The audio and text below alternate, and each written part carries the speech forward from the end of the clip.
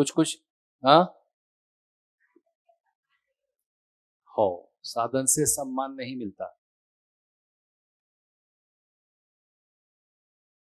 तो बहुत अच्छा अजय भैया ने हम सबका ध्यान दिलाया और कुछ क्रियाओं का परिचय भी उन्होंने कराया। जैसे शरीर क्रिया है, वैसे जीवन भी क्रिया है। अब हमें प्रयास ये करना है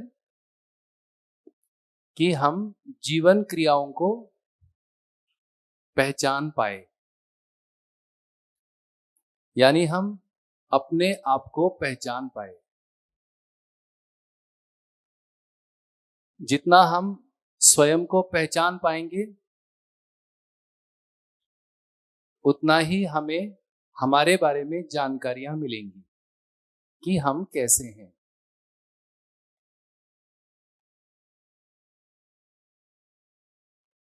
तो हम धीरे धीरे यह अभ्यास शुरू करते हैं कि हम कैसे हैं, हमको हमारे बारे में जानकारी हो जाए।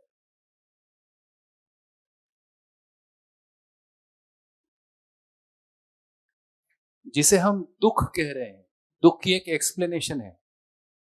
स्वयं से स्वयं का विलगीकरण ही दुख है। दुख के बारे में ये जानकारी, स्वयं से स्वयं का विलगीकरण। विलगीकरण मतलब, हाँ, यही दुख है। अब ये विलगीकरण कैसे हो गया? तो ये विलगीकरण इस प्रकार से हो गया कि हम अपने आप को शरीर मानकर काम कर रहे, इसलिए हम अपने से अलग हो गए और हम स्वयं शरीर के सदृश, यानी शरीर जैसा हमारा कार्यक्रम दिख रहा है।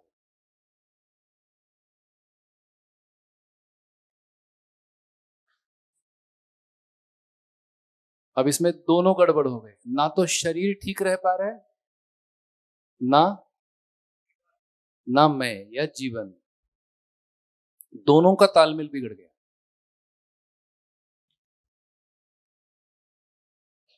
तो अब हम स्वयं से स्वयं कैसे मिलते हैं और इससे कैसे दुख का निराकरण होता है और कैसे हम सुखी होते हैं, ये प्रयास करेंगे। तो कुछ क्रियाओं को हम पहचानने की कोशिश करेंगे कि मैं शरीर नहीं हूं, ये कैसे हमको पकड़ में आएगा। तो अभी हम शरीर की क्रियाओं को पहचानने का प्रयास करते हैं। जैसे शरीर की क्रियाएं, सांस लेना, ये शरीर क्रिया है। और आ, पाचन, ये शरीर क्रिया है। और ब्लड सर्कुलेशन, ये शरीर क्रिया है। दूसरा, दिल का धड़कना, ये शरीर क्रिया है। ये अपने आप है या कोई करता है? अपने आप है। बाल का बढ़ना, नाखून बढ़ना, रोज देखते हैं इसको, है कि नहीं? ये शरीर क्रिया है। अब हम कुछ और क्रियाओं को देखते हैं जो कि लगता है शरीर की, लेकिन हम पहचानने का प्रयास करेंगे कि ये क्रिया कहां हो रही है। जैसे देखना,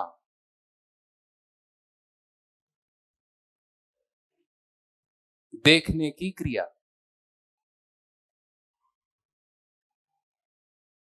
ध्यान गया? देखने की क्रिया। कौन देख रहा है?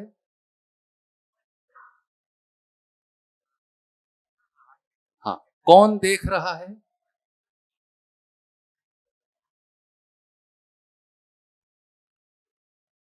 है कि नहीं पॉइंट? कौन देखता है?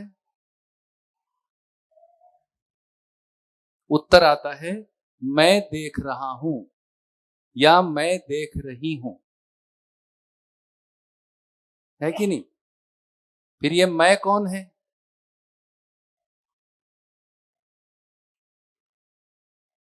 यही जीवन है। यानी कौन देख रहा है? उत्तर क्या बनता है? कौन देख रहा है? जीवन ही देख रहा है। किस माध्यम से देख रहा है? आंखों के माध्यम से देख रहा है। सुनना, कौन सुन रहा है? कौन सुन रहा है? हाँ, जीवन सुनता है। माध्यम, माध्यम कान। बहुत अच्छा। बोलना, कौन बोल रहा है? किस माध्यम से? यानी सुनना, देखना, बोलना, इसके मूल में एक निर्णय काम कर रहा है। इसलिए मेरी क्रियाओं के लिए मैं ही जिम्मेदार हूं, यह स्वीकार होता है। मेरी क्रियाओं के लिए मैं ही जिम्मेदार हूं, है कि नहीं? देखने का निर्णय मेरा ही है, सुनने का निर्णय मेरा ही है, बोलने का निर्णय मेरा ही है। इसलिए मैं ही जिम्मेदार हूं। यह न्याय हुआ कि नहीं?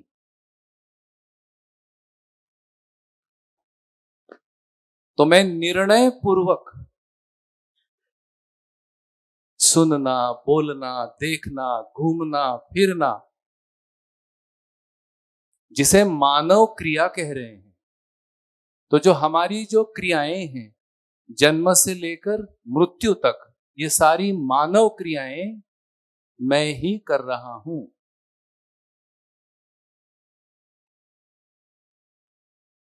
ये स्पष्ट हो रहा है? अब ये सारी क्रियाएं तो मैं कर रहा हूं या कर रही हूं, पर मेरे में कॉन्फ्लिक्ट भी आते हैं। ये जो निर्णय प्रक्रिया है उसमें मुझको कॉन्फ्लिक्ट भी नजर आ रहे हैं। करूं कि नहीं करूं, देखूं कि नहीं देखूं, सुनूं कि नहीं सुनूं, बोलूं या नहीं बोलूं। ऐसा होता है कि नहीं? और ये जो कॉन्फ्लिक्ट है ये मेरे को समझ में नहीं आ रहा है, ये कॉन्फ्लिक्ट कैसे आ रहे हैं, है कि नहीं? और ऐसे कॉन्फ्लिक्ट के समय में मैं कुछ एक्सेस करता हूं, वो एक्सेस है बाहर का। एक्सेस समझते? एक्सेस समझते? मैं कुछ सहायता लेता हूं। जब मेरे में कॉन्फ्लिक्ट आता है तो मैं फिर सहायता लेने लगता हूं। वो सहायता बाहर से लेता हूं। अब ये जो बाहर वाला मुद्दा है वो बड़ा क्रूशियल है। इसी के लिए हम लोग थोड़ा सा इस स्टडीज को गहराई से ले रहे हैं। अभी जो बाहर से आ रहा है उस पर कोई कंट्रोल नहीं है। नंबर वन जो बाहर का है वो नंबर वन है शरीर।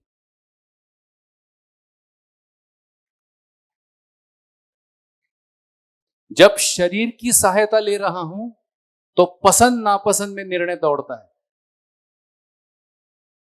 जैसे ठंडी गर्मी, अभी ठंडी गर्मी में हूं, अभी गर्मी लग रही है तो अब कॉन्फ्लिक्ट आ रहा है कि अब क्या करें, गर्मी लग रही है, क्या किया जाए। गर्मी किसको लग रही है? शरीर को लग रही है। सही है। तो अब शरीर को गर्मी लग रही है तो मेरे में कॉन्फ्लिक्ट आ गया, क्या करूं? तो बाहर से सपोर्ट लिया, क्या लगाया? पंखा लगाया। अब ऐसे धीरे धीरे धीरे धीरे मुझको समझ, मतलब मैं कंफ्यूज हो गया, ये जो बाहर से आ रहा है ये पूरा शरीर से ही ड्रिवन हो रहा है। ठंडी गर्मी केवल प्रातिनिधिक है, उससे पूरा संसार हम लोगों का सजा हुआ है इसी में। जो सारा शरीर है। अब धीरे धीरे धीरे मेरे रूटीन में यह आ गया। क्या चीज? जिसका नाम है सुविधा। ये मेरे रूटीन में आ गया और ऐसा सुविधाओं का भोग ये मेरा स्वभाव बन गया। अब जब जब ये मुझको नहीं मिलता है तब तब मैं तनाव में आ जाता हूं या आ जाती हूं। ये बाहर का नंबर 1। अभी भी कॉन्फ्लिक्ट जारी है, लेकिन कुछ काम चल गया, कुछ आराम आ गया, तो मुझे लगा आहा यही है। तो जो आराम आ गया उसको हमने नाम दिया ये सुख है।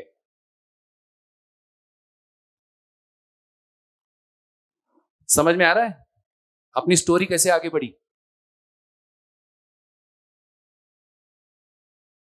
अब ये बाहर का आ रहा है दूसरा चीज, जिसे दूसरा व्यक्ति। पहले बाहर का कौन? पहले बाहर से कौन? शरीर। अब बाहर से कौन? दूसरा व्यक्ति। अब इससे भी नहीं थमा तो दूसरे व्यक्ति से एक्सेस लेना शुरू किया कि इस कॉन्फ्लिक्ट का क्या क्या किया जाए। अब ये क्रूशल है। दूसरा व्यक्ति यदि समझा हुआ होगा इस कॉन्फ्लिक्ट से बाहर कैसे निकलते हैं, तो ये एक्सेस राइट आएगी। और यदि दूसरा व्यक्ति भी मेरे जैसा ही कॉन्फ्लिक्ट में होगा तो दूसरे से क्या आएगा? हाँ, दूसरे से क्या आएगा?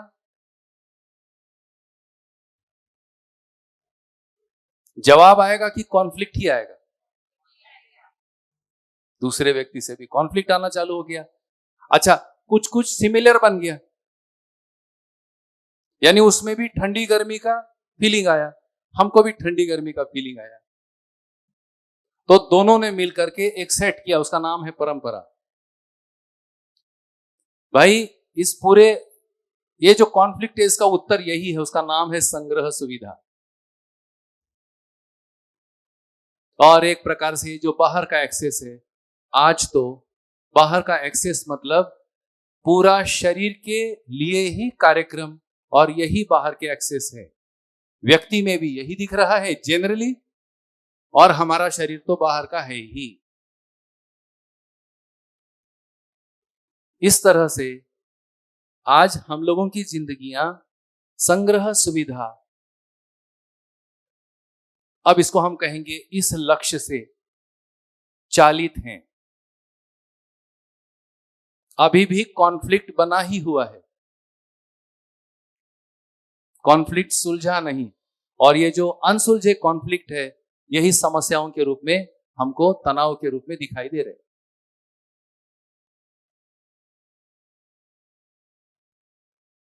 अब आज जो हम लोग सुन रहे हैं, 3-4 दिन से सुन रहे हैं, ये भी बाहर से आ रहा है। फर्क इतना है, ये जो इंफॉर्मेशन बाहर से आ रही है ये इंफॉर्मेशन एक सुलझे हुए समझदार व्यक्ति की इंफॉर्मेशन है। जिस इंफॉर्मेशन को हम सुन रहे हैं और धीरे धीरे पता लग रहा है कि इसमें कुछ कॉन्फ्लिक्ट रिजोल्यूशन के कुछ मटेरियल है।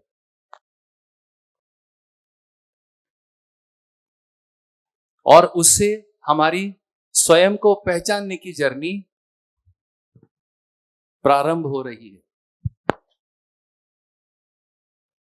तो हम सुन रहे हैं कुछ शब्दों को और समझ रहे हैं अर्थों को। ऐसा हो रहा है कि नहीं?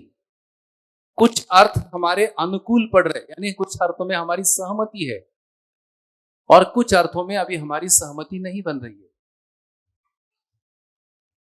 या कुछ हमने सुना भी नहीं है। भले ही आज चौथा दिन है, लेकिन इसमें से कुछ सुना है, कुछ सुना नहीं है।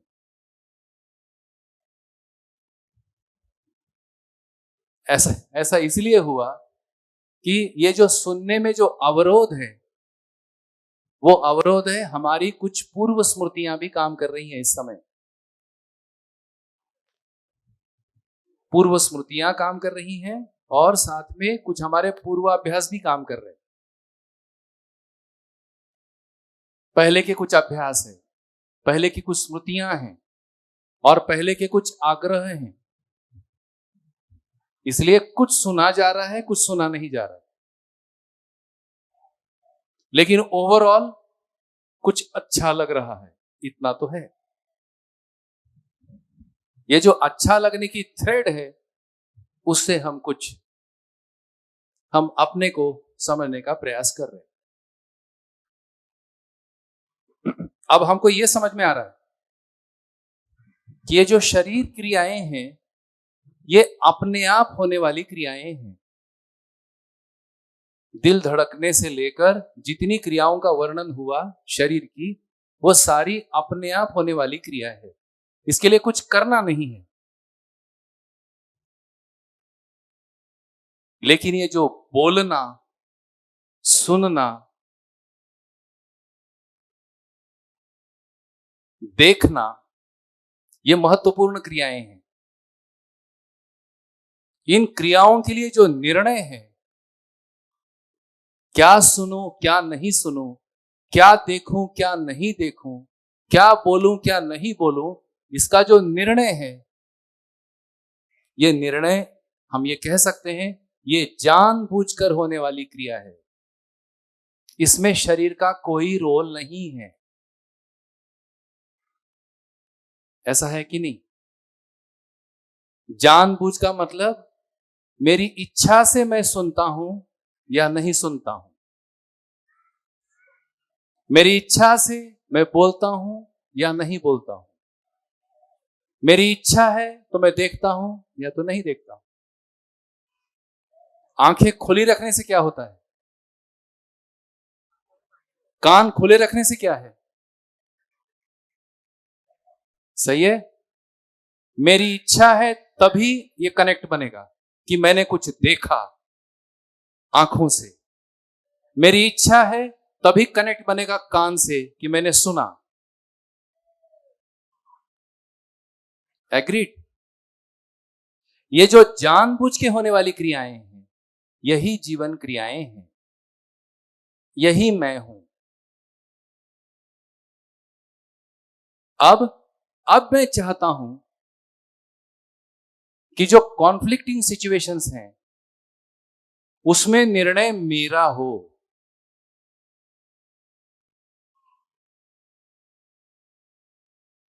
बाहर से आ भी जाए तो भी मैं करना है कि नहीं करना है, बोलना है कि नहीं बोलना है, इसका निर्णय मैं कर पाऊं, ऐसा मैं चाहता हूं। यही है स्वयं से स्वयं का मिलना,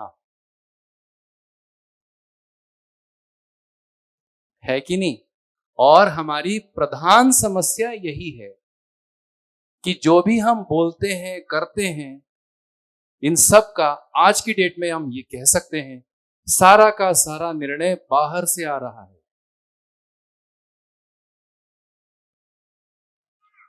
किसी ने एक मुद्दा कहा था कि हमारा रिमोट हमारे हाथ में कैसे आए, है कि नहीं? इसका मतलब क्या हुआ? हमारे सारे निर्णय कहां हो रहे हैं? बाहर हो रहे हैं। और हम केवल उस निर्णय की क्या बन गए हैं? क्या बन गए हैं उस निर्णयों की? और यही हमारा दुख है।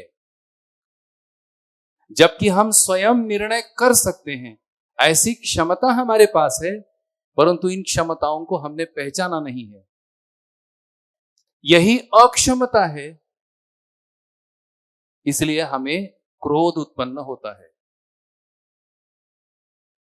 सबसे बुरी पेनफुल मोमेंट अगर अपनी जिंदगी का कुछ है, तो जिस दिन हमको पता लगता है कि मैं किसी से नियंत्रित हो रहा हूं। Am I right or wrong? जिस दिन ये लगता है उस दिन हिल जाता है आदमी। मतलब हिलने वाला हो तो।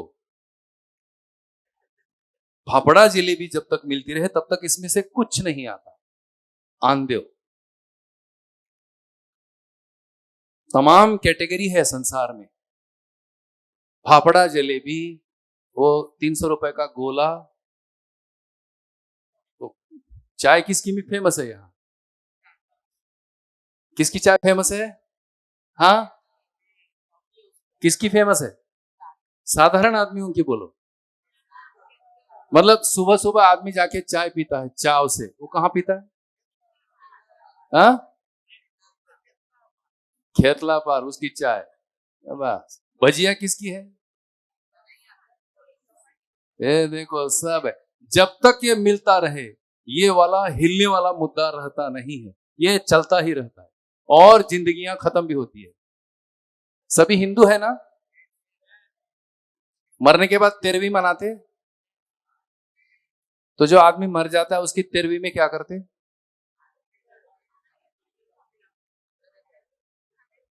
उसकी पसंद की चीज रखते कि नहीं? देखो मतलब 13 दिन तक भी पीछा नहीं छोड़ता। इतने हम बाहर से नियंत्रित हैं। मरने के बाद भी 13वीं के दिन में हमारा औकात दिखता है, पसंद की चीज रखी जाती है। औकात समझते? मतलब पूरी जिंदगी क्या किए, किसके लिए मरे रहे, ये 13वें दिन में पता लगता है, इसके लिए ही मरा रहा। और वो इसलिए रहता है कि छुट्टी, नमस्ते, अब नमस्ते करो, हो गया ये सोवर। ये है। तो जब तक ये चलता रहेगा, संग्रह सुविधा मिलती रहेगी, तब तक ये पेन भी जनरेट नहीं होता है। और इसलिए ये कहा जा रहा है, पेनफुली मैं कह रहा हूं, हम लोग कोमा में हैं। कोमा समझते? कोमा की स्थिति है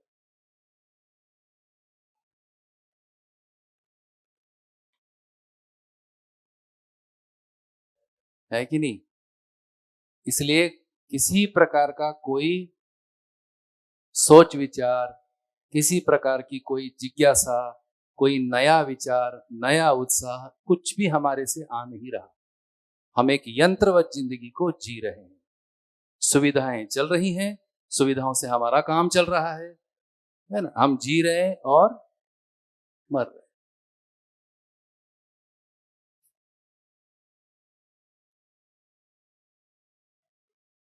बोलिए बोलिए।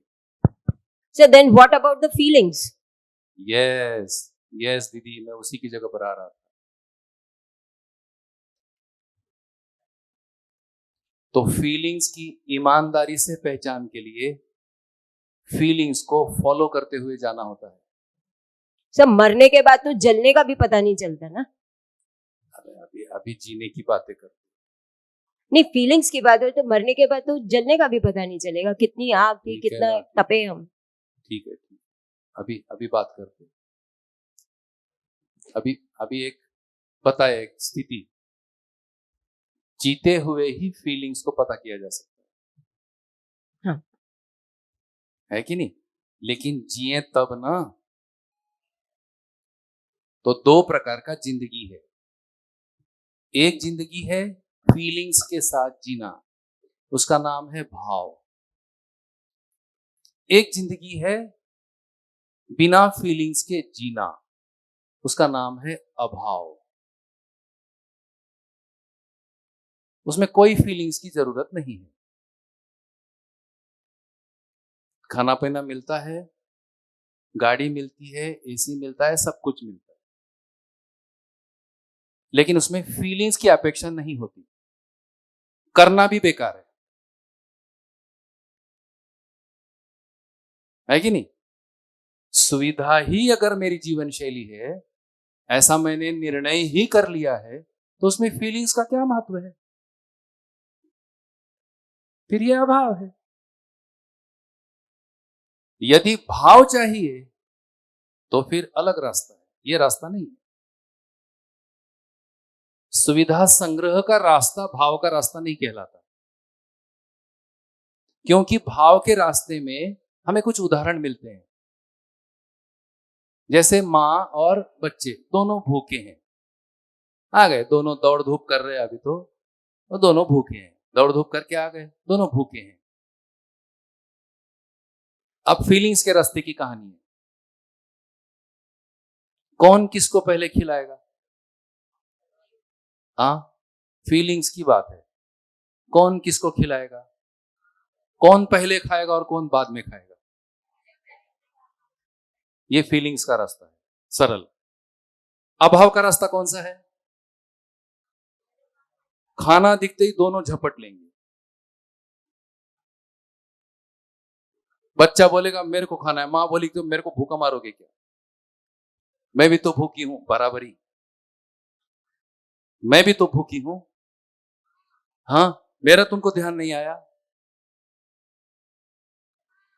फीलिंग्स के रास्ते पर हमेशा हमेशा अभिभावक बाद में ही खाएगा।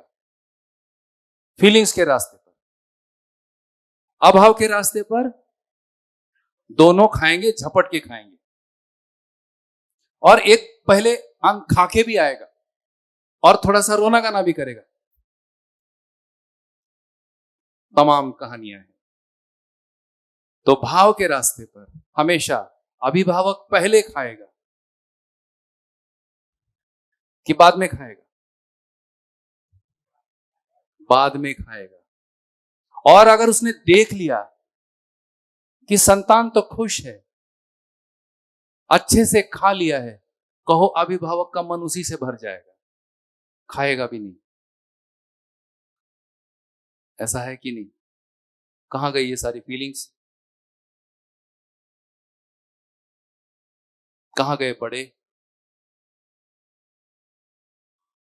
इस प्रकार से आज की स्थितियां हैं। तो ये जो फीलिंग्स है, ये जो भाव का रास्ता है, ये भाव कहां होते हैं? तो भाव होते हैं संबंधों में।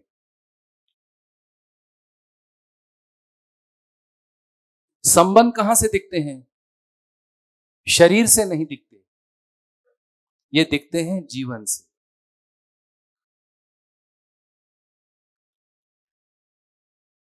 सहमत है?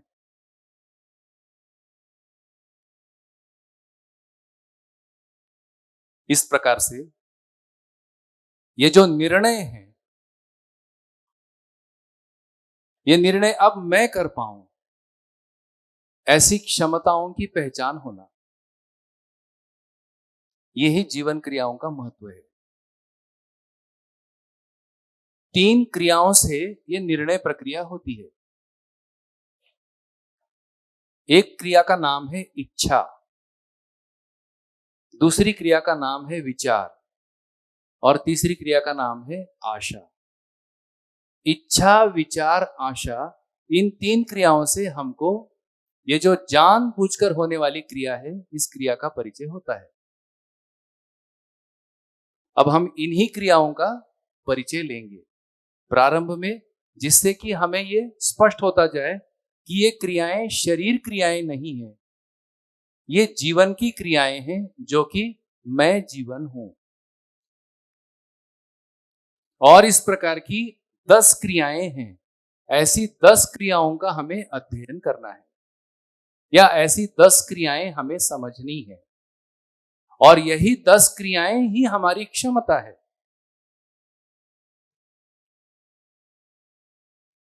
ये जो जीवन है ना, इस जीवन की एक खूबी है। ये जैसे स्वयं को पहचानता है, वैसे ये दूसरे को भी पहचानता है।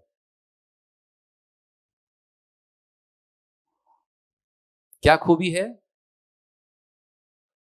क्या खूबी है इसकी? यानी मेरी खूबी क्या है? मैं स्वयं को भी पहचानता हूं और मैं दूसरे को भी पहचानता हूं।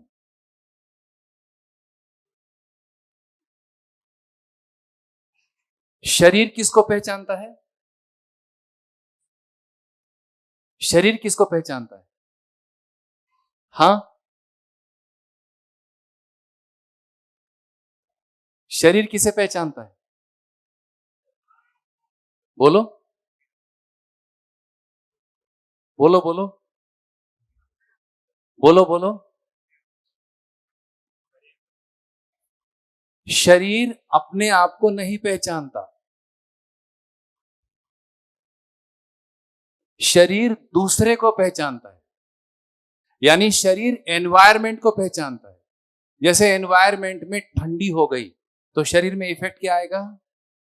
हाँ, क्या आएगा इफेक्ट? राइट। यदि एनवायरमेंट गर्म है तो शरीर में क्या होगा? What about me? मेरे में क्या होगा? यदि महत्वपूर्ण है तो इस ठंडी गर्मी को मैं इग्नोर कर देता हूं, भले ही शरीर के साथ हूं। ऐसा आप लोगों की जिंदगी में घटा है क्या कभी? घटा है? घटने का मतलब ठंडी गर्मी चल रही है, लेकिन किसी एक महत्वपूर्ण कार्य में हम लगे हैं, मेरे को ठंडी गर्मी का फर्क नहीं पड़ रहा है। फर्क पड़ रहा है शरीर पर, इसको मैं पहचान रहा हूं, उसको देख रहा हूं, लेकिन उससे मैं प्रभावित नहीं हूं, मैं अपना काम कर रहा हूं शरीर के माध्यम से। ऐसा हुआ है? ऐसा हुआ है? किसी के सेवा के कार्य में लगते हैं तो हाँ हाँ लेक्चर लेते हैं, राइट, बढ़िया। पर ऐसे पल, और अगर ऐसे पल निरंतर बने रहे तो,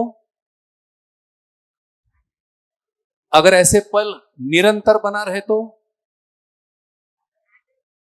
हाँ, आदत हो जाती है। इसे आदत नहीं कहते, इसे स्वभाव कहते हैं। मेरा स्वभाव बन जाता है कि मैं शरीर के पहचानने से प्रभावित नहीं होता। उसका दूसरा दार्शनिक नाम है, मेरी इंद्रियां मेरे बस में हैं। इसी का नाम है कंट्रोल। मुझको मेरी इंद्रियों पर, मेरे शरीर पर नियंत्रण स्थापित हुआ है। इसलिए ठंडी गर्मी ये शरीर का काम है, शरीर करता रहेगा, मैं अपना काम शरीर के माध्यम से करता ही रहूंगा, और इससे कुछ नहीं होता है। कुछ नहीं होता का मतलब महसूस नहीं होता। कितना बढ़िया। तो ये जो स्वयं को पहचानने वाला यदि अभ्यास, समझ हमारी स्थापित हो जाती है, तो जो पहला मुद्दा आता है या जो पहला रिजल्ट मिलता है हमको, उस रिजल्ट को हम कहेंगे इंद्रियों पर नियंत्रण। और ऐसा इंद्रियों पर नियंत्रण का पता नहीं कितने हजारों साल से नो नो इंफॉर्मेशन है सच डेटा वाइज, लेकिन जितनी हम परंपरा में एक अच्छाई सुनते हैं, उस अच्छाई का एक पैरामीटर है कि वही मानव सही है, ये वही मानव समझदार है जिसका अपने इंद्रियों पर कंट्रोल है। ऐसा माना गया है कि नहीं? और हमारी दुख का प्रधान कारण है कि हमको हमारी इंद्रियों पर नियंत्रण नहीं है।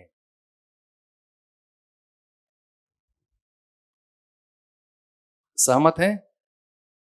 सहमत है? और तो और ये दुख बढ़ता भी जा रहा है। कैसे? धीरे धीरे ये जो इंद्रियां हैं, ये दबाव भी बन रहा है, और उस दबाव के कारण भी मैं परेशान होता हूं या होती हूं। हाँ, क्या बोले?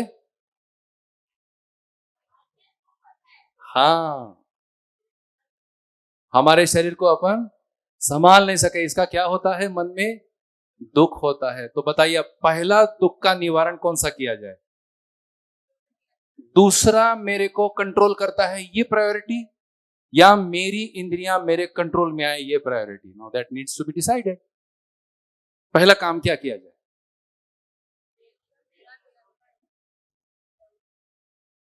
और आपको आश्वस्त करूं, यदि ये बन गया, हम दूसरे के लिए प्रेरक बन जाते। कहां दूसरा हमको तंग करेगा?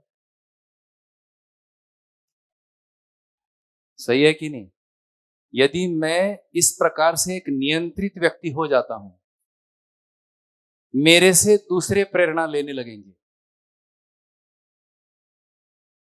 दूसरे का तंग करने का प्रश्न ही नहीं है। मेरा ही मुझ पर बस नहीं है, तो फिर शरीर और दूसरे और तमाम शिकायतों के पुलिंदे खड़े हैं हमारे सामने, और हम कह रहे हैं हमारे साथ क्या है, अन्याय होता है।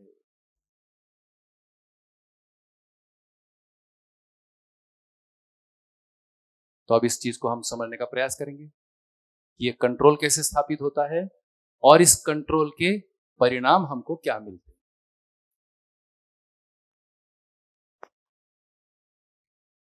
इसलिए ये जो इच्छा, विचार, आशा, इन 3 क्रियाओं को हम लोग समझने का प्रयास करेंगे। ठीक है, तो भैया ने काफी अच्छे से क्लियर किया ही है, हम लोग उसको एक बार वापस समझने का प्रयास करेंगे। और ये सारा एरिया यदि ये स्पष्ट हो जाता है तो कौन सा एरिया क्लियर होने लगेगा, मनः स्वस्थता। बोलिए। सर जो आप बोल रहे हैं उसका मतलब तो ये हुआ कि सांसारिक जीवन से दूर हो जाना, ऐसा मैंने कहा नहीं, मैंने मतलब इतना इन ही शॉर्ट वही नहीं, चीज आई ये ना। दीदी, ये ऐसा होता है जनरली। हाँ भैया साफ कर देंगे सब, ये और ये दोनों ऐसा होता है कि नहीं। अभी देखो ये रिकॉर्ड भी कर रहे हैं, 5 मिनट की रिकॉर्डिंग वापस सुन लीजिए। मैंने ऐसा कहा ही नहीं। ऐसा कहा क्या, संसार का मुद्दा लाया क्या, मैंने क्या कहा, क्या नैनी बड़ी रिपीट, इंद्रियों पर कंट्रोल। हाँ मैंने क्या कहा, इंद्रियों पर कंट्रोल। इतनी ही बात कर रहा हूं, हो गया। इस पर काम करके देखते हैं, इतना ही तो कहा।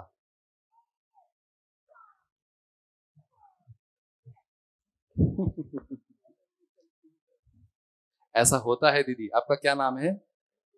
हाँ ममता राठी। हाँ ममता दीदी, ऐसा होता है। बहुत अच्छा आप उठा रहे हैं, लेकिन कैसा होता है, बुरा नहीं मानेंगे ना, थोड़ा ओपन से चलते, खुले मन से चले। ऐसा होता है कि सामने वाला कुछ कहता है कि नहीं, और हम उसका इंटरप्रिटेशन करने में लग जाते हैं, उससे समस्या होती है। कोशिश ये करते हैं, सामने वाले ने क्या कहा, जैसा कहा वैसा एक तो यथावत सुनने की कोशिश करते हैं। ये एक जनरल प्रैक्टिस है। जैसा कहा गया है वैसा सुनने का प्रयास करते हैं। देखिए मैं मनवा तो नहीं रहा हूं, जब मनवा रहा है कोई आदमी तब थोड़ा सतर्क हो जाइए। हम तो कह रहे प्रस्ताव, तो अभी जैसा मैं कह रहा हूं उसको यथावत सुनने का प्रयास करते, परंतु ऐसा हो गया है कि हम इंटरप्रिटेशन करने लगते हैं और उसमें थोड़ा जल्दी हो जाता है। इसलिए गैप, सामने वाले ने कुछ कहा, मैंने कुछ सुना, मैंने कुछ सुनकर मैंने कुछ इंटरप्रिटेशन बताए, उस इंटरप्रिटेशन को बता। अब तो चलो एक अच्छा मैत्रीपूर्ण वातावरण है, तो थोड़ा सा आप धैर्य से मुझे भी सुन रही हैं, मैं भी धैर्य से आपको सुन रहा हूं। अब जब हम जिंदगी के उसमें आते हैं, स्पीड में आते हैं, तब कौन किसका सुनता है। किसी ने कुछ कहा, मैंने कुछ सुना, मैंने कुछ उत्तर दिया, उसने कुछ कहा, और ये सब लंबा लंबा लंबा चलता जा रहा है। और देयर इज गैप, साथ काम कर रहे हैं लेकिन एक दूसरे का भनक नहीं। बढ़िया, तो दीदी उठा रहे हैं, हालांकि she senior, thankful to you कि आप इतने खुले मन से आ रहे हो, परंतु आयु बढ़ते बढ़ते इसको हम कहते हैं पूर्वाग्रह।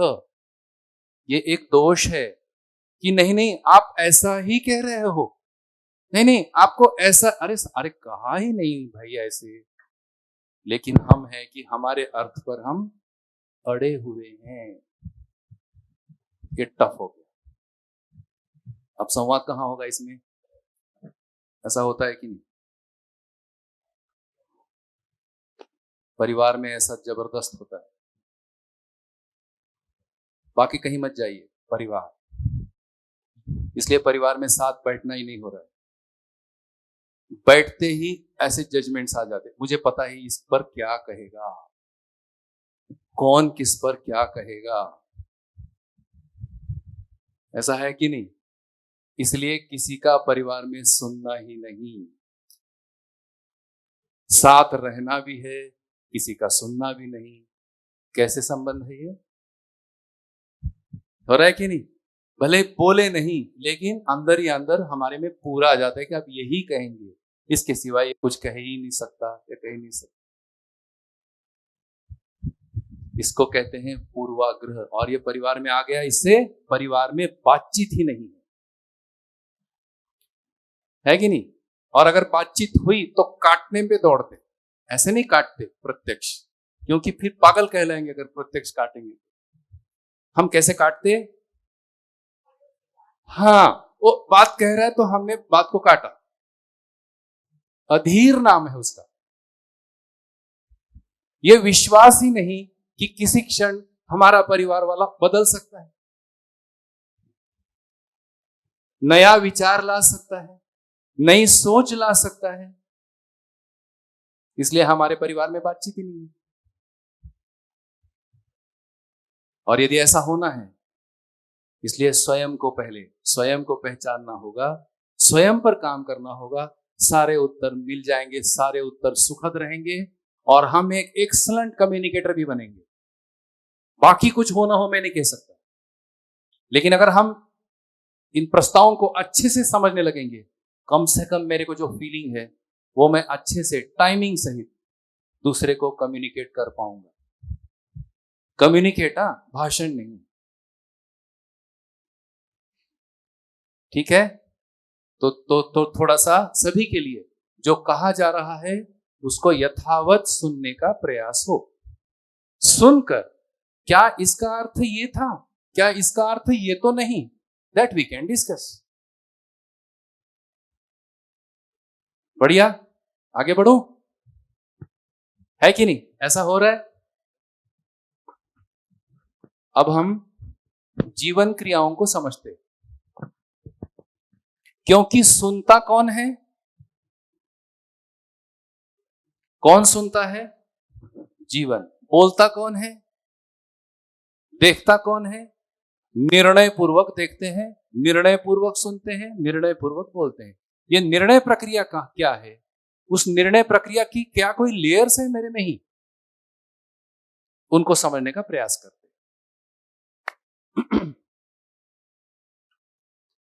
तो हम समझने का प्रयास कर रहे हैं स्वयं को, अर्थात जीवन को। पहले हम क्रियाओं को समझेंगे और धीरे धीरे उसकी डिटेल परतों को भी समझने का प्रयास करेंगे। तो जीवन क्रियाएं हैं, जैसा हमने चर्चा किया, क्रिया है तो बल है, क्रिया है तो शक्ति है।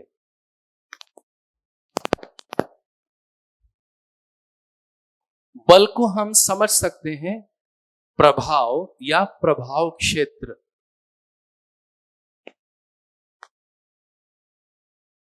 और शक्ति को हम समझ सकते हैं कार्य क्षेत्र। ये कार्य है। शक्ति का मतलब जीवन का कार्य और बल का मतलब है जीवन का प्रभाव। आइए हम समझते हैं हमारा प्रभाव क्या है और हमारा कार्य क्या है। बहुत साधारण रूप में प्रभाव के पहचान हम परिवार में प्रत्येक व्यक्ति करता है। अभी जैसे आप परिवार से निकलकर फिजिकली यहां आए हैं, सही है कि नहीं?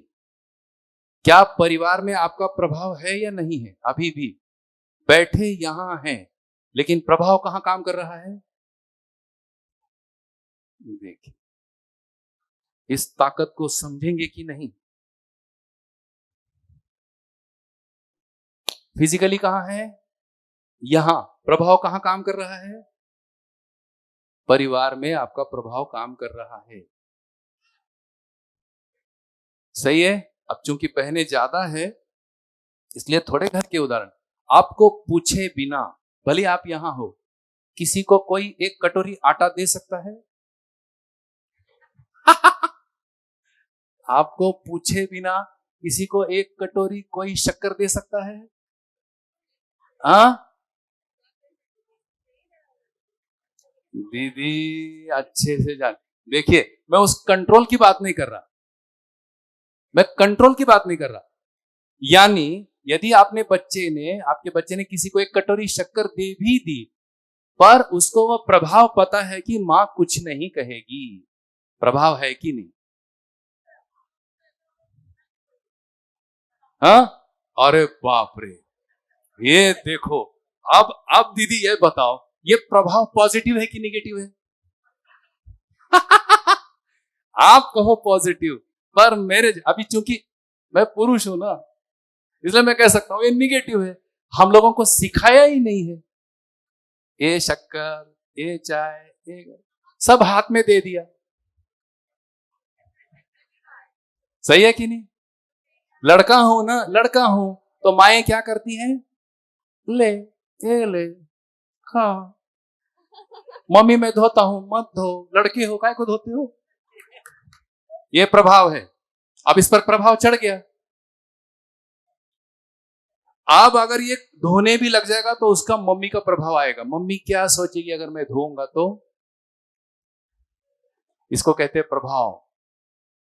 अब जहां जहां संबंध है वहां वहां आपका प्रभाव है ही।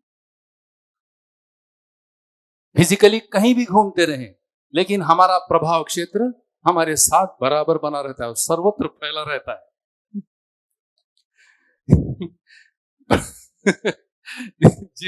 जिसने जितनी ताकत लगाई इस प्रभाव के लिए, वो उतना प्रभावशाली रहता है। जीते जी भी प्रभाव और मरने के बाद भी प्रभाव रहता है।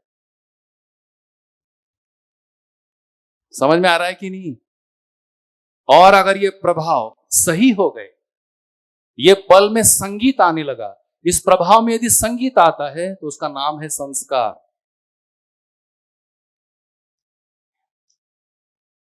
एग्रीड? तो हम सभी मानव इस प्रकार से प्रभावशाली हैं पहले ही, लेकिन हमको उन प्रभावों की पहचान नहीं है, इसलिए हम प्रभावित करने के प्रयास करते रहते हैं, जो कि असफल हैं। ऐसा होता है कि नहीं? ऐसा होता है कि नहीं? हम दूसरे को प्रभावित करने के प्रयास करते हैं, दूसरे से प्रभावित भी होते रहते हैं। ठीक है, हमारा प्रभाव कमजोर हो गया, दूसरे के प्रभाव आना चालू हो गया। अच्छा, वो जमता भी नहीं, दूसरे का प्रभाव जमता भी नहीं, अपने को आता भी नहीं, ऐसे कॉन्फ्लिक्ट में चल रहा है। दूसरे का प्रभाव हमको जमता भी नहीं है और हमको हमारा प्रभाव समझ में भी नहीं आया। इस तरह से संबंध अभी फंसे हुए हैं। फिर हम नुस्खे ढूंढते हैं कैसे प्रभावित किया जाए। उसमें से ये लोग बहुत ज्यादा है ना, उसका नाम है इंप्रेशन कैसे जमाया जाए। आ रहा है कुछ कुछ ऐसे? आ रहा है कि नहीं? कैसे दूसरे पर इंप्रेशन जमाया जाए। हो रहा है ऐसे? दूसरे पर कैसे? अभी छोटे हैं, थोड़े से बड़े, इनसे बता सकते दूसरे पर इंप्रेशन कैसे जमाया जाए। तो कुछ लोग ऐसे बाल छोड़ देते हैं। सही है, थोड़ा सा बाल छोड़ दिया, थोड़ा देख लिया इंप्रेशन जमता है कि नहीं। फिर पता चला इससे नहीं, फिर पूरे ही निकाल दिए। फिर थोड़ा प्रयास करके देखा इंप्रेशन जमता है क्या। फिर थोड़े थोड़े कतराते कतराते छोड़ दिए, फिर देखा अब किसी में भी इंप्रेशन नहीं जम रहा है। तो हमको लगा भाई अब हमारा इंप्रेशन तो किसी में नहीं हो रहा है। तो सारा हमारा काम क्या हो रहा है? प्रभावित होना और प्रभावित करना। और माध्यम क्या प्रयोग कर रहे हैं? शरीर के माध्यम से प्रभावित करने का कोशिश और शरीर के माध्यम से प्रभावित होने की कोशिश, दोनों ही नाकामयाब है। इसलिए असफलताएं हमारे हाथ लग रही है और हमें लग रहे हैं कि हम एक प्रभाव शून्य व्यक्तित्व हैं। कौन हमको जानता है? कौन हमको समझता है?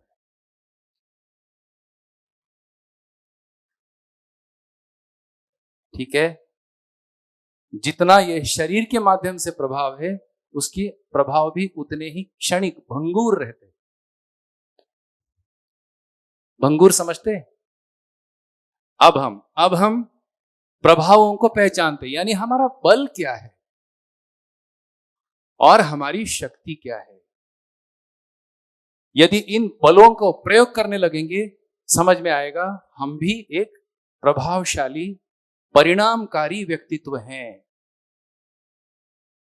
और इन प्रभावों का और इन परिणामों का डेस्टिनेशन है सुखी होना और सुखी करना।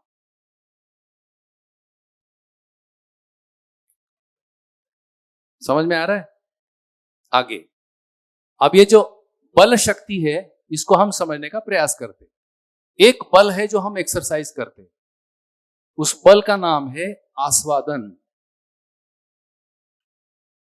आस्वादन का मतलब है चखना, स्वाद लेना, आस्वादन। और जो उसका शक्ति है, जो कार्य होता है, उसको हम कहेंगे चयन, चुनना, चुनाव करना।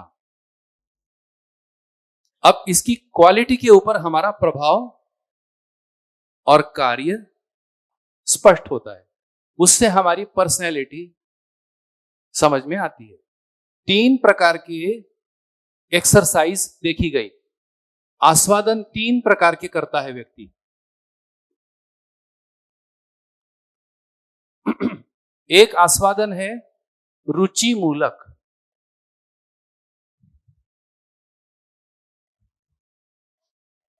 दूसरा आस्वादन है भाव मूलक, और तीसरा आस्वादन है लक्ष्य मूलक। 3 प्रकार के आस्वादन होते हैं। तो जैसा हम चर्चा कर रहे हैं, मैंने स्वयं को शरीर ही मान लिया है, तो फिर एक ही आस्वादन फंक्शनल रहता है। कौन सा? मैंने स्वयं को शरीर ही मान लिया है, तो एक ही बल का कंपोनेंट काम करता है। कौन सा? उसको हम कहते हैं रुचि मूलक आस्वादन। रुचि का मतलब टेस्ट। अभी जैसे ठंडी गर्मी का उदाहरण लिया, जैसे ठंडी लगती है तो क्या फीलिंग आती है?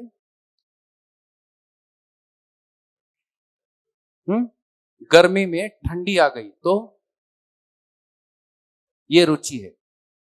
अभी जैसे भोजन किया, वो क्या आया? रुचि। ठीक है, तो सभी सुविधाओं में जो हमको आस्वादन आता है, सभी सुविधाओं को जो हम चखते हैं, उसको हम क्या कहेंगे? ये कौन सा आस्वादन है? रुचि मूलक आस्वादन है। तो जितनी देर, जितना समय रुचि मूलक आस्वादन रहेगा, उतनी देर हम केवल और केवल शरीर मान करके ही जीते रहते हैं। अब देखिए कॉन्फ्लिक्ट।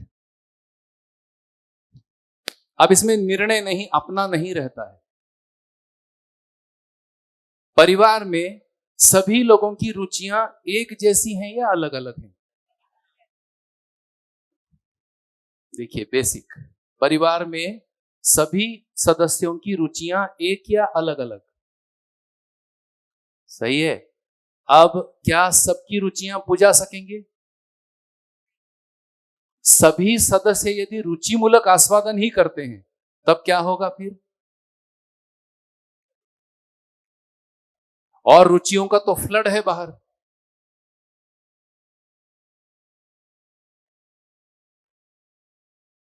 ऐसे में परिवार कैसे एक साथ रह सकते हैं?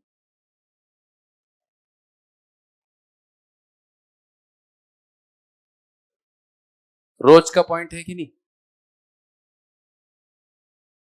ये रोज के मुद्दे हैं। कौन सी सब्जी पसंद है? भिंडी। और लगा है आपको? भिंडी। आपको? टमाटर। आपको?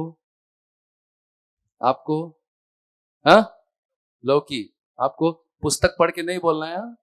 हाँ हाँ। आपको? ईमानदारी से। आपको? आपको? हाँ, देखो चतुराई चालू, पक्का रहे ना पक्का। हाँ, आपको? ईमानदारी से देखो, सब समझ में आता है। थोड़ा बहुत मेरे को थोड़ा दिखता है, थोड़ा बहुत दिखता है। हाँ बोलो। आलू। आपको आपको आपको पसंद क्या नहीं है आपको, जो पसंद नहीं है? सब्जी में दिमाग खराब होता है ऐसे। संत आदमी है, दिमाग नहीं खराब होता। आपको चल जाता है, पिटाई होती इसलिए चल जाता है ना? है ना? नाटक ज्यादा चलता है इसलिए कहता है चल जाता है। देखो, हाँ आपको पसंद नहीं है ऐसा।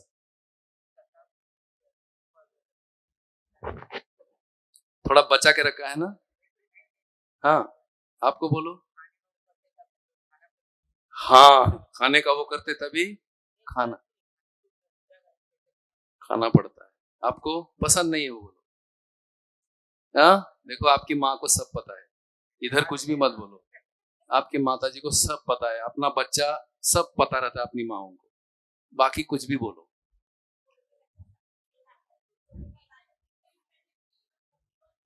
ये देखो, इधर देखो, इधर देखो, जो बोले अब सुनना, उनको दिख गया आपको, है कि नहीं कहानियां? अब बताइए, रोज का संघर्ष है, इनको छोड़ो, अपने घर में भी है। सुबह उठते ही चार्ज हो गया आदमी, पहला क्वेश्चन, आज क्या बनेगा? सोचो सोचो, मतलब दिन का अगरबत्ती किससे जली? सुबह 5 बजे दिन की अगरबत्ती किससे जली? बेटा जी, माचिस से नहीं, रुचि मूलक आस्वादन से अगरबत्ती जलती है। रह गया अगरबत्ती एक जगह, भम बम भम बम भम बम कुछ तो किया, लेकिन दिमाग में क्या चल रहा है? फ्रिज में आज कौन सी सब्जी है और कौन सी चलेगी। इधर इधर जो भी भगवान आत्मा जो भी है, लेकिन पॉइंट क्या है? आज क्या बनेगा? अच्छा चलो, चुपचाप बन गया तो चलता है क्या? नहीं। फिर खाने के बाद कैसे बनी, यानी दूसरे से। अच्छी बनी तो दिन निकल गया, अच्छी नहीं बनी तो दिन खराब हो गया, मजा नहीं आया, है कि नहीं? देखो, मतलब दिन की अगरबत्ती नाम के लिए भगवान के सामने, लेकिन पूजते इधर ही है। आज शरीर भगवान किसमें खुश होंगे? ऐसे घर होता है क्या? ऐसे घर में हमेशा झगड़े होंगे, किसी भविष्यवेत्ता की जरूरत नहीं है। जिस घर के प्रौढ़ केवल और केवल रुचि मूलक आस्वादन करते हैं, उस घर में झगड़े तय। बाकी तो छोड़ो। एम आई राइट और रॉन्ग? अपनी कहानी है कि नहीं? बताओ। यही है, और इसी में फंसे हैं। रुचि मूलक, ये रुचियां कहां जा रही हैं? केवल और केवल शरीर। और कितनी देर टिक रही है? कितनी देर टिकती है? चलो मान लो बहुत अच्छा खा लिया, पसंद का आलू खा लिया, कितनी देर टिक रहा है? हाँ, बस खत्म। फिर तब तक दूसरी भूख लगने तक खुराफात, झगड़े। तो रुचि मूलक आस्वादन उससे श्रेष्ठ। अब आगे बढ़ते, अब अपना ताकत यहां से हम शुरू हो जाते हैं। अब ये तो बाहर वाला खत्म हो गया, रुचि। मान लो पहचान लिए, मान लीजिए कंट्रोल कर लिया। कैसे कंट्रोल करते हैं बाद में देखेंगे। मान लेते हैं कि हमारी रुचियां कंट्रोल में हैं, उससे हमारी पहचान शुरू हो जाती है। हम रुचियों से अधिक क्या चीज को आस्वादन करते हैं? भाव का आस्वादन करते हैं। भाव कहां होते हैं? हाँ, भाव कहां होते हैं? भाव संबंधों में होते हैं। अब देखना कंट्रोल, चाहे जो मर्जी सब्जी बने, यदि संबंधों में भाव व्यवस्थित हैं, हर कौर मीठी है। ऐसे कई क्षण गुजरे होंगे, परंतु ह्रास इतना हो गया कि वो क्षण अब बीते क्षण हो गए। उदाहरण बताऊं, घर में खाने को भी नहीं था तो पानी में रोटी भिगा करके भी हमने खाया, पर हमारे भाव व्यवस्थित थे।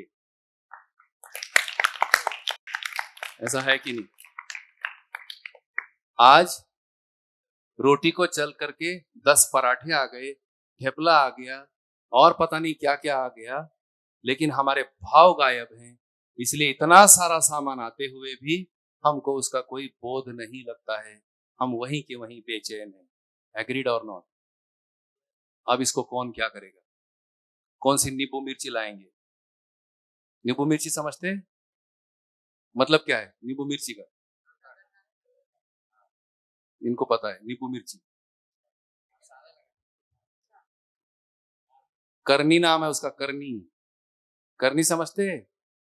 किसने करनी की? जादू टोना हो गया कि परिवार के भाव गायब हो गए। नींबू मिर्ची समझते हैं कि नहीं? टांगते कि नहीं नींबू मिर्ची? क्यों टांगते हैं? बढ़िया, किसी की नजर नहीं लगे और हमारी ही नजर गायब हो गई, भाव सूख गए।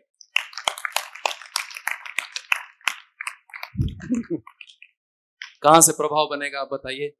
आप ठेपला बनाइए, नहीं कुछ लगाइए, कहीं से भी कुछ भी लाएं, यदि ये रुचियों तक ही सीमित है, इसमें प्रभाव पैदा करने की कोई क्षमता ही नहीं है, कोई ताकत ही नहीं है, क्योंकि है ही बाहर की चीज, यानी शरीर की चीज है, वो शरीर तक ही खत्म हो जाएगी। जो भाव लगता है वो जीवन को लगता है, और वो भाव है संबंधों का भाव। टेस्ट करना हो तो आज भी, आज से ही, यदि हमारे संबंध ठीक है, थाली में देखता ही नहीं, और परिवार ऐसे नहीं होते कि थाली सूखी रख दी या थाली खाली रख दी और बोले आओ भाव का आदान प्रदान करें। ऐसा परिवार नहीं होता। थाली भरी ही रहती है, पेट भर खिलाया जाता है, लेकिन क्या चूक गए? कहां चूक रहे हैं? भावों को पहचानने में चूक रहे हैं। तो अपन गायब हो गए कि नहीं वहां से? थाली भरी है, खाने वाला मन से गायब है, यांत्रिक रूप से भर रहा है। कहां लग गया मन उसका? किसको भाव दे रहा है? किसको भाव दे रहा है? रुचि को भाव दे रहा है, पैसे को भाव दे रहा है, सुविधा को भाव दे रहा है, संबंधों को भाव नहीं दे रहा।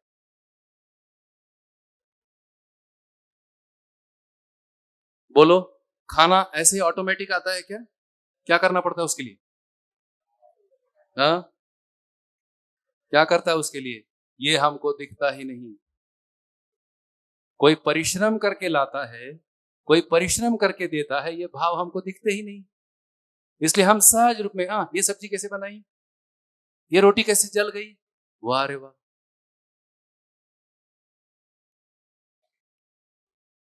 इसको कहते हैं एरोगेंस, अशिष्टता। किनके साथ? अपनों के ही साथ। ये यहां से दर्द शुरू, ये पेनफुल है। परिश्रम करके बनावे और सामने वाला उसके परिश्रम को पहचाने नहीं, दिस इज पेनफुल। यही दर्द देता है। तो गलती दूसरे की नहीं है, हमने इन भावों को पहचाना ही नहीं, ना ही हमने इन भावों को पहुंचाया। हमने केवल रुचियों को परोसा। मां मतलब मेथी के लड्डू, इतना ही परिचय हो गया। सिनेमा में भी यही है, बोलने में भी यही है। मां मतलब एक भाव है, ना मां ने पहचाना, ना मां ने पहुंचाया। क्या फायदा फिर अन्याय अन्याय चिल्लाकर? सही है कि नहीं? मां मतलब एक जिम्मेदारी है, रुचि भी देगी, भाव भी पहुंचाएगी, ये जिम्मेदारी है। पर ये शिक्षा हमको आई नहीं। हमको लगा हमारा संतान पैदा होते ही देवता है, वो पहचान लेगा। अभी तक ऐसा नहीं आया। इक्का दुक्का कोई आया होगा।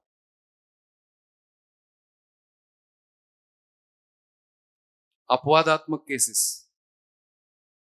सामान्य रूप में प्रत्येक माँ बाप का नैतिक दायित्व है कि वो अपने संतान को भावों की शिक्षा दे, भावों की पहचान कराए।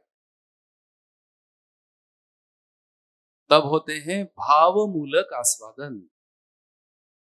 और डिजाइन भी देखिए, पैदाइशी कोई भी बालक पराठा पराठा नहीं बोलता है, वो माँ माँ ही बोलता है।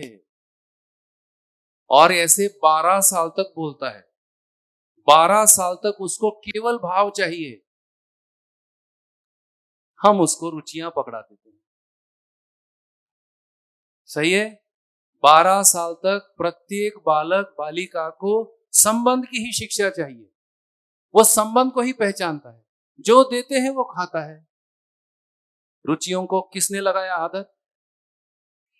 कौन ने लगाया? हम ही ने लगाया। उसने मैगी नहीं मांगा था, हमने मैगी दे दी। उसने बिस्किट नहीं मांगा था, हमने बिस्किट दे दिया। उसने चॉकलेट नहीं मांगा था, उसने कोई कंडीशन ही नहीं रखी थी कि कैडबरी दोगे तो आऊंगा। कंडीशन रखे थे? नहीं। लेकिन हमने ये सब आदतें लगा दी। अब बाद में उसको आदत चिपक गई, फिर हम लोग हल्ला दंगा कर रहे हैं। सहमत? तो यदि परिवार में जीवन क्रिया या जीवन बल के प्रभाव एक्सरसाइज होने हो, तो ये जो आस्वादन की गुणवत्ता है परिवार में, ये भावमूलक होना होगा, ये प्रस्ताव है। और हम अपने भावों को पहचानते हैं। मां एक भाव, पिता एक भाव, शिक्षक एक भाव। ये भाव कैसे पहचानते हैं? तो उसका अगली कड़ी है, हम लक्ष्य को पहचानते हैं। लक्ष्य क्या है?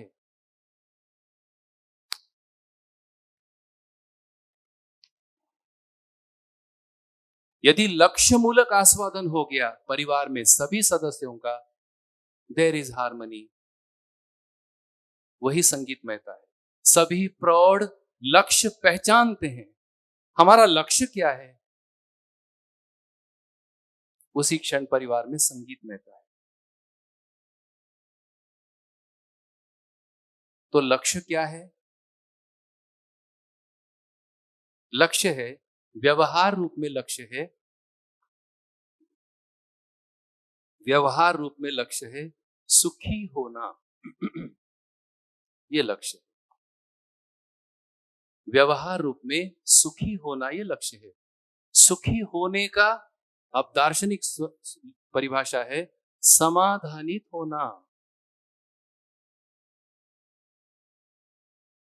समाधानित होना। समाधानित होने का मतलब क्या हुआ? वही 3 मुद्दे, वही 3 मुद्दे। न्याय को समझना, धर्म को समझना, सत्य को समझना।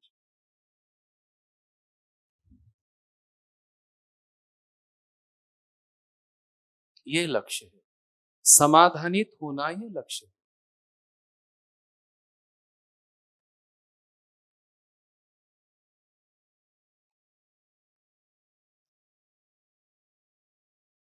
सहमत है?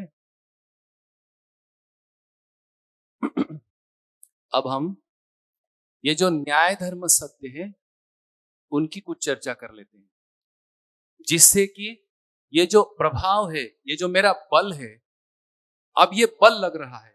जैसे हम समझने की कोशिश कर रहे हैं, हमारा बल लग रहा है। अब शरीर कोई बल काम नहीं कर रहा है। हम आराम से बैठे हैं और हम जो हमारा विचार का बल है, जिसे जीवन बल कह रहे हैं, उसी बल से समझ रहे हैं।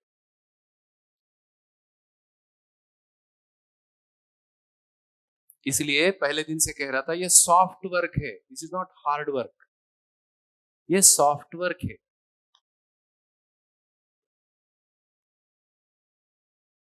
ठीक है? तो लक्ष्य मूलक आस्वादन ये श्रेष्ठ आस्वादन कहलाएगा। अब नियंत्रण कैसे स्थापित होगा आचरण में? यदि लक्ष्य हमारा सुखी होना है, समाधानित होना है, अपने आप हमारे भाव भी नियंत्रित रहते हैं। भाव भी ऐसे नहीं कि अनियंत्रित हो।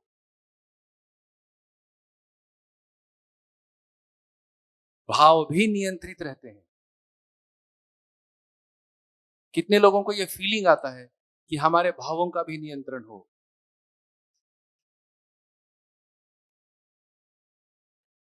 है कि नहीं? हमारे भाव भी बहते हैं और हम सोचते हैं कि इन भावों का भी एक नियंत्रण हो और रुचियों का तो हो ही हो।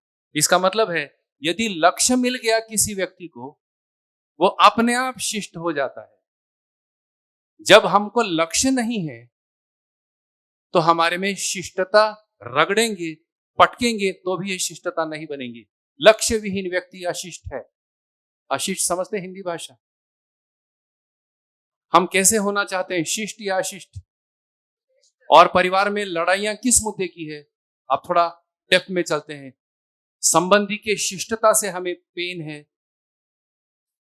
अशिष्टता से पेन है। किससे पेन है? अशिष्टता से पेन है। तब तुम अशिष्ट हो, तुम फलाना हो, ये सब यही करना है या परिवार में लक्ष्य निर्धारित करना है? बोलिए। ये पक्का, यदि हमें लक्ष्य मिल गया तो हम शिष्ट होते हैं, अनुशासित होते हैं। बिना लक्ष्य के यदि हमारे में अशिष्टताएं हो रही हैं, इसका मतलब पक्का हमारे में कोई लक्ष्य नहीं है।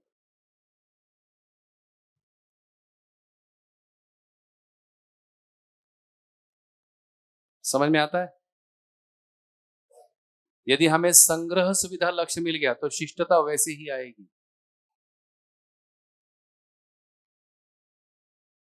वो शिष्टता मानवीय नहीं है, अशिष्ट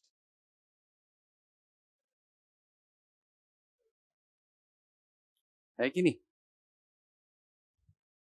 तो समाधानित होना, सुखी होना, समझदार होना, न्याय को समझना, ये लक्ष्य है। बढ़िया। अब हम थोड़ा सा न्याय को समझने का प्रयास करते हैं। काफी देर से आप भी सोच रहे होंगे ये न्याय कह रहे हैं, तो ये न्याय क्या चीज है? न्याय है, न्याय को कहा सुख में नित्य रत होना। नित्य रत, यही न्याय। सुख में नित्य रत होना। अब ये जो सुख है, इस सुख को हम कहेंगे समाधान या समाधानित रहना। ये गुजराती वाला समाधानित नहीं है, समाधानित होना। आगे अब यही स्पष्ट होता है न्याय क्या चीज है। तो न्याय है संबंध। ध्यान देते हैं, संबंध, मूल्य, मूल्यांकन, उभय तृप्ति,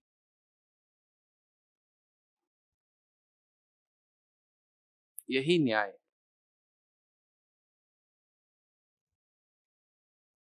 क्या क्या आया न्याय में? संबंध, यानी अकेले में न्याय नहीं होता, कम से कम दो। परिवार कम से कम दो,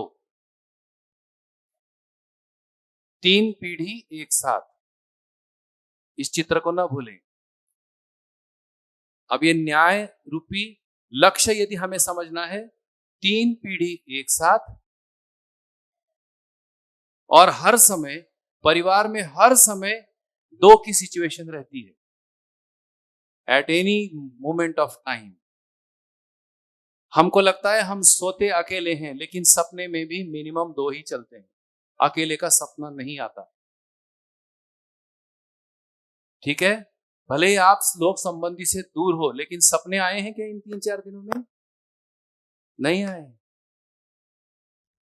किन किन को सपने आए? सपने आए। कौन आया सपने में? घर वाले आए। संबंधी ही रहते हैं। हमारा सपनों का संसार भी संबंधियों का है। और अगर नहीं आए हैं सपने, इसका मतलब आप अच्छे से समझ रहे हैं, सपना आना बंद हो गया। अब जो जीना है वो हकीकत। ओके। तो संबंध मतलब मिनिमम 2। अब इन संबंधों में क्या पहचाना जाता है? मूल्य पहचाना जाता है।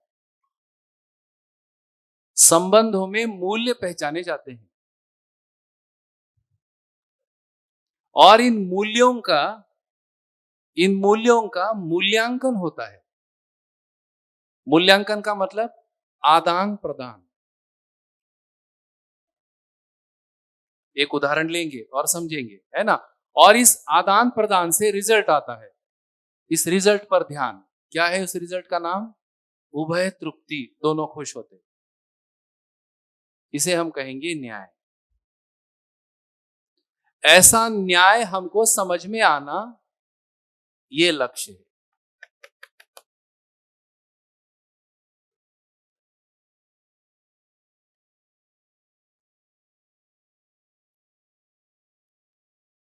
अब हम ये जो मूल्य हैं, इन मूल्यों को कैसे कनेक्ट करें, मूल्यांकन कैसे होता है, इन 2 मुद्दों को एक उदाहरण से देखते हैं। आप कोई भी संबंध ले लीजिए। कौन सा संबंध लिया जाए चर्चा के लिए? हाँ, पिता पुत्र और फ्रेंड्स, मित्र, और हाँ, भाई बहन। ओके, भाई बहन, ये पिता पुत्र नहीं रहता है, माता पिता पुत्र पुत्री ऐसे आता है। लो ना, नहीं कह रहे ऐसे। भाई बहन, मित्र, मित्र, और बताइए। और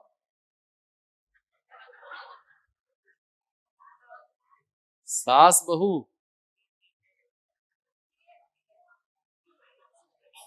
हाँ, टीचर स्टूडेंट,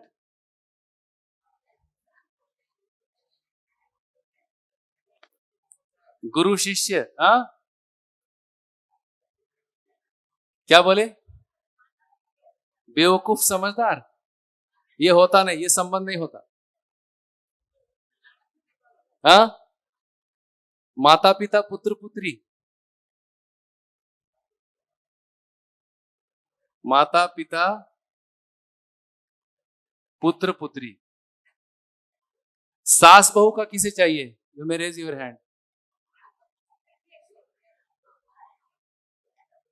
दीदी, सास बहू ऐसे अलग आपको टारगेट कर रहे हैं ना, तो सुन लीजिए उत्तर सबके लिए। सास बहू संबंध होते नहीं, वो होता है माता पिता पुत्र पुत्री। हाँ, अब झगड़ा ही खत्म है कि नहीं? सास बहू कहने से ही झगड़ा है। सास मां समान होती है, ये स्वीकारने से झगड़ा नहीं है। हाँ, डॉटर इन लॉ, बहू और बेटी। बाप रे, मतलब आपका तो काफी संसार है। ये सभी इसमें आते हैं। ये हमने अलग अलग कर दिए हैं। बेटी है तो ऐसे, बहू है तो ऐसे, बहू है तो भी बेटी समान, बेटी है तो बेटी है ही। अरे दीदी का आंदोलन मेरे साथ का है को भाई, जो है वो चलता है ना। अरे आपको मैं ही मिल गया आंदोलन के लिए। बहुत अच्छा, सोचिए। और चाय का ब्रेक हो गया, we shall meet after break. Thank you.